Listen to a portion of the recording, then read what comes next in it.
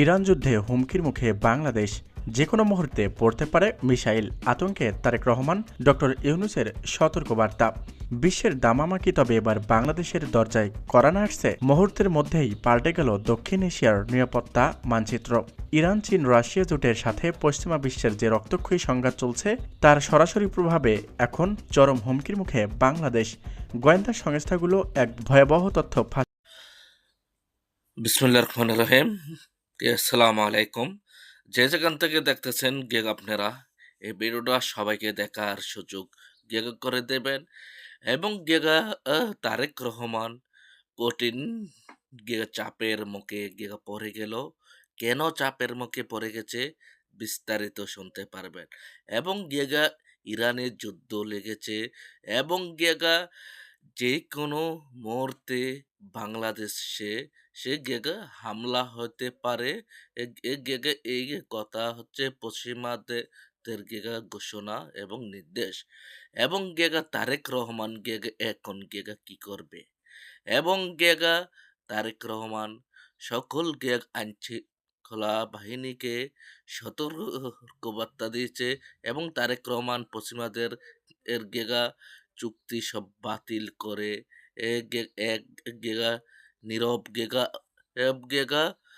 জায়গায় বসে রয়েছে এবং ডক্টর ইউনূস স্যার কি বলছে এবং ডক্টর ইউনূস স্যার বলছে যে কোনো মুহূর্তে বড় বড় শহরে হামলা হতে পারে বাংলাদেশে এবং বিস্তারিত তো এই ভিডিওতে আপনারা দেখতে পারবেন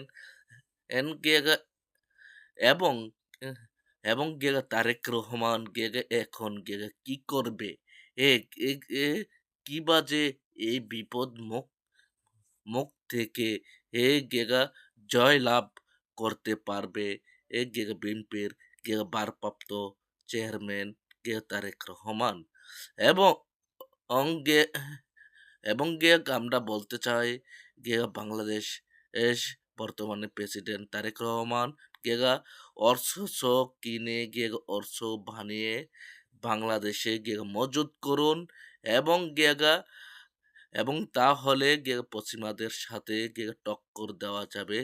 দেখলে বুঝতে পারবেন। ইরান যুদ্ধে হুমকির মুখে বাংলাদেশ, যে কোনো মুহূর্তে পড়তে পারে মিসাইল আতঙ্কে তারেক রহমান, ডক্টর ইউনূসের সতর্কবার্তা। বিশ্বের দামামা কি তবে এবার বাংলাদেশের দরজায় কড়া নাড়ছে? মুহূর্তের মধ্যেই পাল্টে গেল দক্ষিণ এশিয়ার নিরাপত্তা মানচিত্র। ইরান, চীন, রাশিয়া জোটের সাথে পশ্চিমা বিশ্বের যে রক্তক্ষয়ী সংঘাত চলছে তার সরাসরি প্রভাবে এখন চরম হুমকির মুখে বাংলাদেশ। গোয়েন্দা সংস্থাগুলো এক ভয়াবহ তথ্য ফাঁস করছে। বঙ্গোপসাগর থেকে অবস্থানরত পরশক্তি রণতরী থেকে ছোড়া মিসাইলগুলো যে কোনো মুহূর্তে বাংলাদেশের ভূখণ্ডে আছড়ে পড়তে পারে। এই হারহিম করা খবরে পুরো দেশ এখন আতঙ্কে থরথরে কাঁপছে। তারেক রহমান পরিস্থিতি ভয়াবহতা আঁচ করতে পেরে সব রাষ্ট্রীয় কর্মসূচি বাতিল করে এক গোপন সুরক্ষিত স্থানে আশ্রয় নিয়েছেন বলে খবর পাওয়া যাচ্ছে। এই মহাবিপদ সংকেত পাওয়ার পরপরই জাতির উদ্দেশ্যে এক জরুরি রুদ্ধদ্বার সতর্কবার্তা দিয়েছেন ডক্টর মোহাম্মদ ইউনূস। তিনি স্পষ্ট ভাষায় বলেছেন, আমরা এক বৈশ্বিক মহাপ্রলয়ের কিনারে দাঁড়িয়ে আছি। আকাশপথে যে কোনো সময় অনাকাঙ্ক্ষিত হামলা হতে পারে। দেশের প্রতিটি নাগরিককে এখনই সতর্ক হতে হবে। ডক্টর ইউনূসের এই সতর্কবার্তা পাওয়ার পরপর রাজধানী ঢাকা থেকে শুরু করে বড় বড় শহরগুলোতে এখন কান ফাটা সাইরেন বাজছে। মানুষ দিক বিদিক জ্ঞানশূন্য হয়ে নিরাপদ আশ্রয়ের খুঁজে ছুটছে। তারেক রহমান ইতিমধ্যেই রেড অ্যালার্ট জারি করেছে এবং দেশের এয়ার ডিফেন্স সিস্টেমকে সর্বোচ্চ সতর্ক অবস্থায় রাখার জরুরি নির্দেশ দিয়েছে। কিন্তু প্রশ্ন হলো, পরশক্তিগুলো সেই হাইপারসনিক মিসাইল ঠেকানোর ক্ষমতা কি আমাদের আছে? এদিকে বঙ্গোপসাগরে মার্কিন ও চীনা নৌবহরে যে শক্তি প্রদর্শন করা চলছে তারা মাঝখানে পড়ে বাংলাদেশের আকাশসীমা এখন অনিরাপদ। সামরিক বিশ্লেষকরা বলছে, ইরান যুদ্ধের যে নীল নকশা খামেনি আর পুতিন তৈরি করেছে তাতে দক্ষিণ এশিয়া এখন ভয়ঙ্কর ওয়ার জোন, যা যুদ্ধক্ষেত্রে পরিণত হয়েছে। তারেক রহমান এই মুহূর্তে সেনাপ্রধান এবং ডক্টর ইউনূসের সাথে শ্বাসরুদ্ধকর বৈঠকে বসেছেন। এদিকে রাজনীতির গুরুত্বপূর্ণ স্থাপনাগুলো থেকে মানুষকে সরিয়ে নেওয়া হচ্ছে। ব্ল্যাকআউট অন্ধকার করে রাখা হচ্ছে পুরো শহর, যাতে আকাশ থেকে লক্ষ্যবস্তু চেনা না যায়। ডক্টর ইউনূস আন্তর্জাতিক সম্প্রদায়ের কাছে আহ্বান জানিয়েছে যাতে বাংলাদেশের আকাশ সীমাকে এই যুদ্ধের বাহিরে রাখা হয়। কিন্তু রণমত্ত পরাশক্তিগুলো কি সেই কথা শুনবে? তারেক রহমানের কপালে এখন চিন্তার ভাঁজ।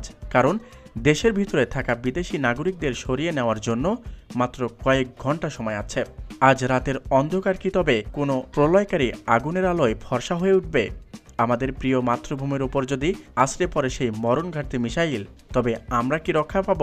আমাদের প্রতিটি মুহূর্তের রুদ্ধশ্বাস এবং জীবন মরণ পরিস্থিতির সরাসরি আপডেট নিয়ে আপনাদের সাথেই আছে। কেউ চোখ সরাবেন না, কারণ পরবর্তী কয়েক মিনিটেই আসতে পারে সেই চূড়ান্ত সংকেত, যা আমাদের সবার ভাগ্য নির্ধারণ করে দেবে। আমাদের সাথেই থাকুন। ধন্যবাদ। আসসালামু আলাইকুম আমার অডিয়েন্স ভাই ও বোনেরা, আপনারা সবই দেখছেন, সবই শুনছেন। এন্ড বিএনপির ভারপ্রাপ্ত চেয়ারম্যান তারেক রহমান এবং বাংলাদেশ সহকারে কিবা যে পশ্চিমাদের হাতে বিপদের মুখে পড়তে যাচ্ছে। এই বিপদের মুখ থেকে বাংলাদেশকে কিবা যে উদ্ধার করবে, রক্ষা করবে, এ তারেক রহমান আছে হতাশার মাধ্যমে, এবং তারেক রহমানের কপালের মধ্যে দেখা যাচ্ছে চিন্তার বাস। এবং আমি তারেক রহমান স্যারকে বলতে চাই, আপনার নেতা কর্মীদেরকে কঠোর হুঁশিয়ার বার্তা করে দেন। যেই নেতাকর্মীরা বাংলাদেশের টাকা রাষ্ট্রে পাচার করবে এবং চাঁদাবাজি করবে, দুর্নীতি করবে, তাদের কোনো রক্ষা নেই এবং চারকি নেই।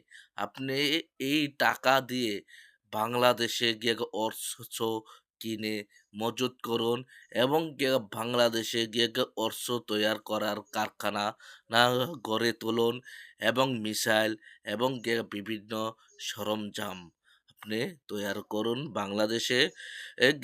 এইবারের মতোই বিদায় নিচ্ছি। আবার পরবর্তীতে দেখা হবে আপনাদের মাঝে। আসসালামু আলাইকুম।